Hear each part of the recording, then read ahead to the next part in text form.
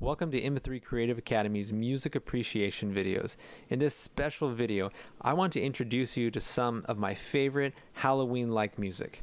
Now, I say Halloween-like because this song is really not necessarily a Halloween song. In fact, the composer really did not intend it for Halloween, but the story that is sung is scary nonetheless. Schubert was a composer around the same time as Beethoven, but he was younger, and he focused more on smaller compositions with fewer instruments rather than a full orchestra like Beethoven liked. He's probably best known for songs sung in German for a singer and a piano, which we call Lieder. It's not a very creative name, however, because Lieder simply means song in German. During his short life, Schubert composed more than 600 songs. That's a lot of songs, you're thinking. Now, did he write all the lyrics? Well, no. In fact, he didn't write most of them. He always borrowed from other authors and other poets for those lyrics. Now, some of his most important songs, like Erlkönig, used words written by another German named Johann von Goethe. It's a hard name to say, so you can just call him Johann. He was one of the most famous writers at that time, and his writings were often very dark and dreary. Now, an author you might be more familiar with to compare him to would be like Edgar Allan Poe, who wrote The Raven, and maybe Washington Irving, who wrote The Legend of Sleepy Hollow.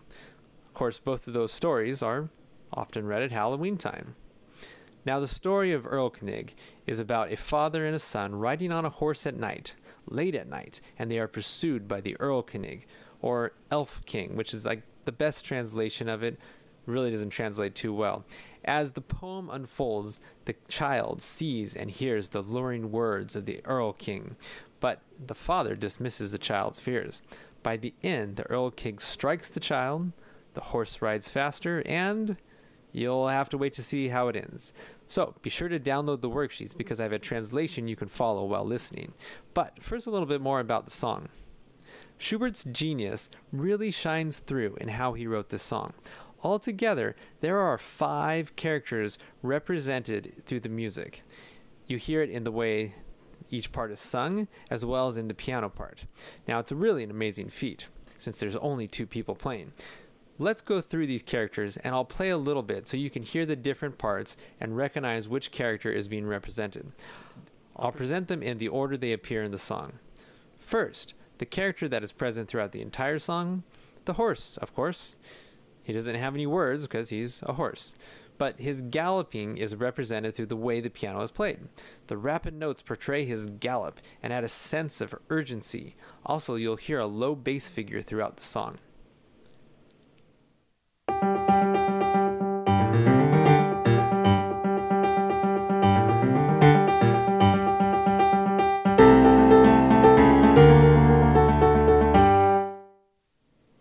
Second, the narrator. Now, the narrator knows that things aren't good, so he always sings in a minor mode, kind of foreboding.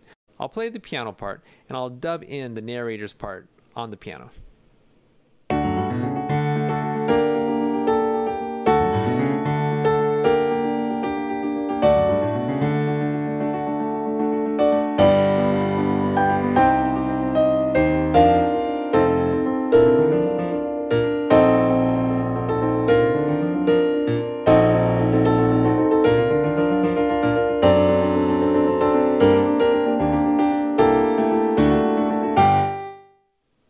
Third, the father enters because he notices his son is hiding his face out of fear. When the father sings, it's a mixture of minor and major.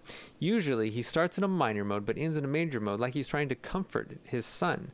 But it's really up to you, the listener. Is he trying to calm his son despite seeing the threat of the Earl King?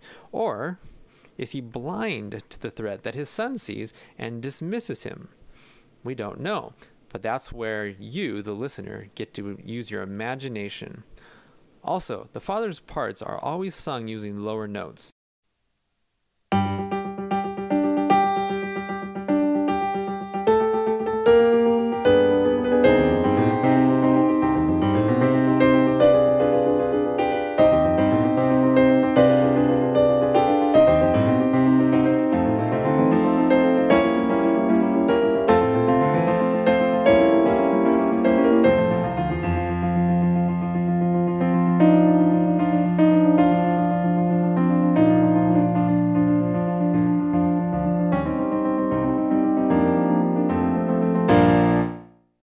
Fourth, the son sings.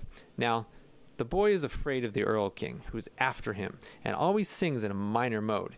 You can hear the tenseness of his voice as the Earl King tries to lure him away, because he knows that only harm will come if he follows. His parts are sung using higher notes, just like a child.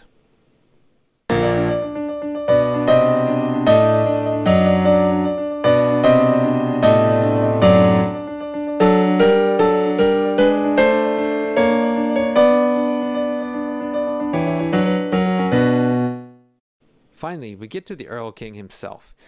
As mentioned before, he is trying to lure the boy away from his father. So, his parts are always sung in the major mode. Almost like a lullaby. They are sweet, almost tranquil melodies compared to the rest of the song. They make a real contrast. His parts are sung in the middle range of the singer's voice.